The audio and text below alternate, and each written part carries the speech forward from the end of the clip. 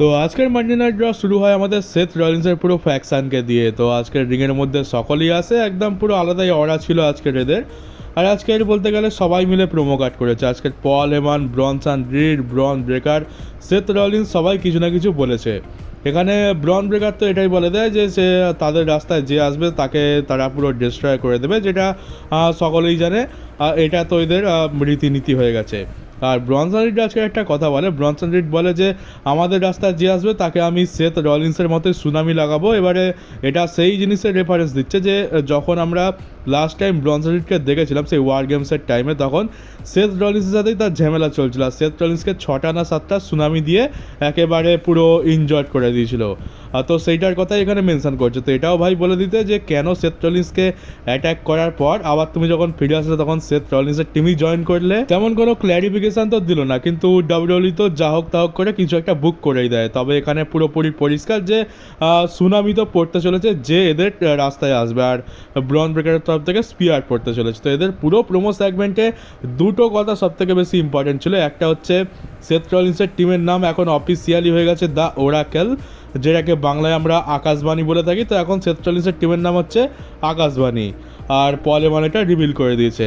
আর পল হেমান এটা বলে দিয়েছে যে রোমান রেন্সের কোনো দমই নেই, মানে এখানে রোমান রেন্সের বলসের কথা বলা হয়েছে বাংলায়, যেটা এমনটা দাঁড়ায় যে পল হেমান এটা বলতে চাইছে যে রোমান রেন্সের নিজের দুটো লেবুতে অত দমই নেই যে সে সেথ রলিন্সের টিমের সামনে আসে, কারণ যদি আসে তো লেবু পিচকে দেবে সেথ রলিন্স। এটা বলে রোমানের রিটার্ন আবার টিজ করে দিয়েছে। খালি রোমানের রিটার্ন টিজই হচ্ছে, কিন্তু রোমান আর আসছে না। তারপর আমরা রক্সিন ভার্সেস কাইরিসেনের মধ্যে ম্যাচ দেখতে পাই, যে ম্যাচটা রক্সিন হেরে গেছে। রক্সিন এই বছর সব থেকে বেশি ম্যাচেস হেরেছে। আমরা তো জানি যে রক্সিনকে ডাব্লিউডব্লিউই ভালো মতো পুশ করে, কিন্তু রক্সিনই সব থেকে বেশি ম্যাচেস হেরেছে, এটা একটা ফ্যাক্ট। এবারে ম্যাচ শেষ হয়ে যাওয়ার পর রাকেল রড্রিগেজ আর রক্সিন দুজনে মিলে অ্যাটাক করে কাইরিসেনের উপর, কিন্তু বাঁচানোর জন্য আসকা আসে। আর আমরা এখানে কাবুকি ওয়ারিয়ার্সের আবার রিইউনিয়ন দেখতে পেলাম। এখানে আসকার কাইরিসেন মিলে দুজনকে ধুয়ে দেয়।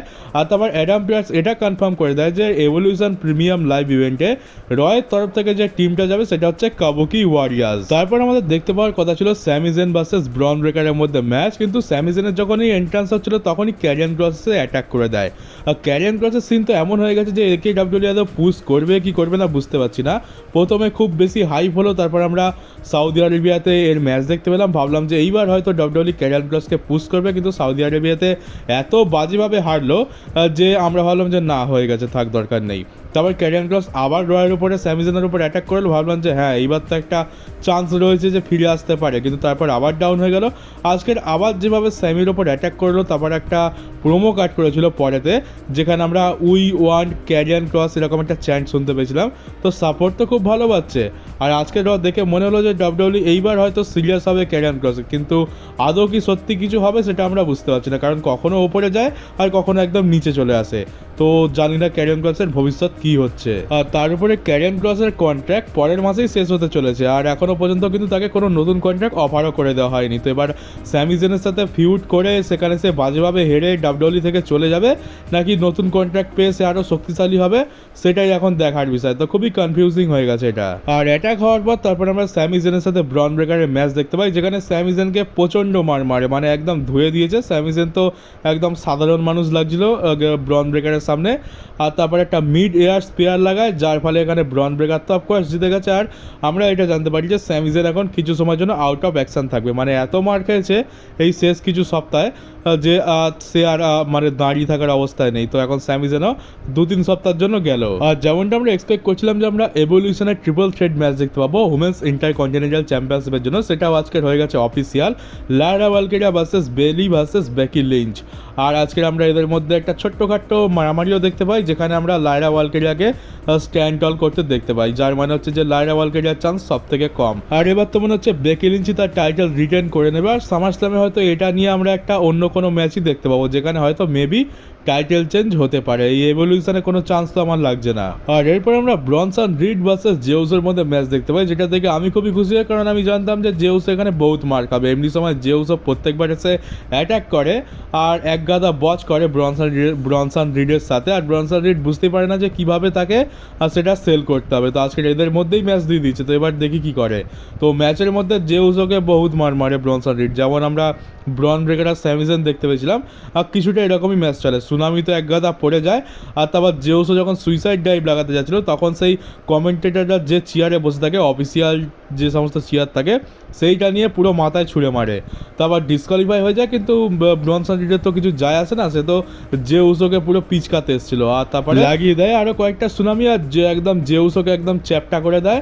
আর এখন বেশ কিছুদিন জেউসোকে শুয়ে শুয়ে ইট করতে হবে, দাঁড়িয়ে দাঁড়িয়ে তো আর নেচে নেচে ইট করতে পারবে না। আর তারপর আমরা এল গ্র্যান্ডে আমেরিকানোকে দেখতে পাই, আর এটা ছিল লুড্রি কাইজার। আর পরিষ্কার সবাই বুঝতে পারছে যে এটা লুড্রি কাইজার, কারণ লুড্রি কাইজার বহুতই বাজে অ্যাক্টিং করেছে এল গ্র্যান্ডের।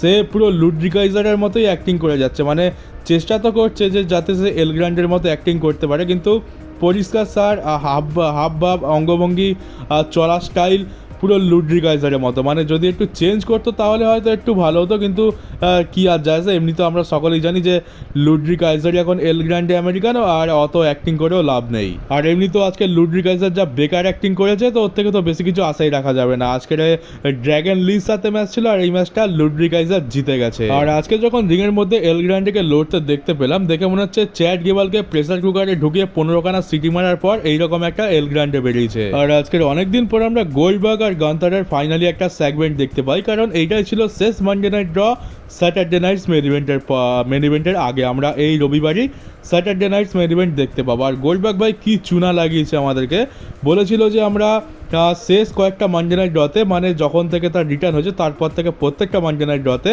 আমরা তাকে রেগুলার দেখতে পাবো। কিন্তু কি দেখতে পেলাম, ওই যেদিন রিটার্ন হয়েছিল সেই দিন, আর একদম ডাইরেক্ট এসে একদম লাস্টের দিনে দেখতে পেলাম। তো আমরা তো ভুলেই গেছিলাম যে গোল্ডবার্গও একজন টাকলা, আর টাকলাকে বিশ্বাস করা যায় না। তো এদের মধ্যে কি কথাবার্তা হলো সেগুলো তো শুনে মতো লাভও নেই, কারণ বেকারই হয়েছে সব কিছু।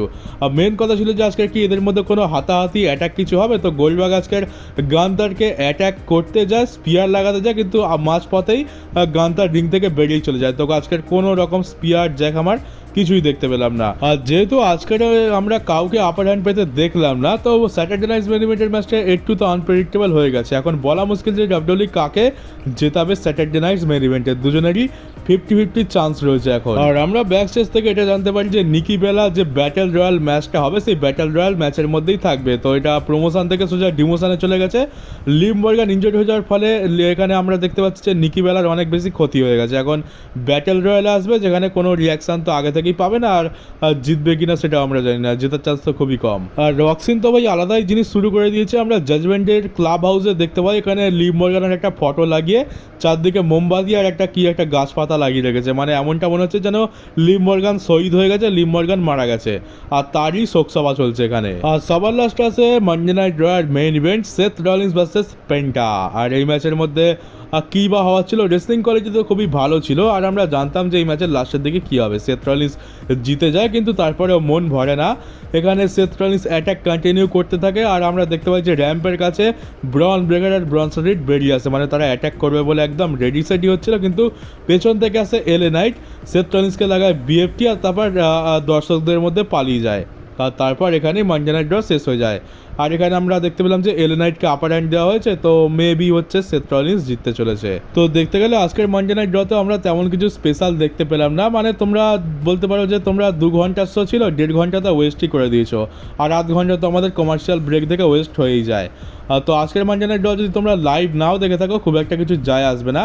একে তো পান্তা ভাত, তার উপর তাতে আবার নুনও নেই, এরকম টাইপের মানডে নাইট ড্র ছিল। তবে স্যাটারডে নাইটস মেন ইভেন্টের গো হোম এডিশনে আমি এরকম শো তো এক্সপেক্ট করিনি, মানে 2-3 সপ্তাহ ধরে তো খুবই খারাপ শো যাচ্ছে। আর স্যাটারডে নাইটস মেন ইভেন্টের কথা তো বাদই দাও, মনেই হচ্ছে না যে 24 দিন পর আমরা সামারস্ল্যাম দেখতে পেতে চলেছি। তো জানি না ডাব্লিউডব্লিউ কি করছে এইসব। তো চলো গাইজ, এই ভিডিওটা এই পর্যন্ত ছিল। কেমন লাগলো কমেন্ট বক্সে অবশ্যই জানিও। নতুন হয়ে থাকলে চ্যানেলটাকে সাবস্ক্রাইব করে নোটিফিকেশন বেলটাকে অবশ্যই অন করে দিও, ভিডিওটাকে পারলে শেয়ারও করে দিও। তো চলো বন্ধুরা, দেখা হচ্ছে তোমাদের সাথে ডাব্লিউডব্লিউর পরের একটা নিউজ ভিডিওতে।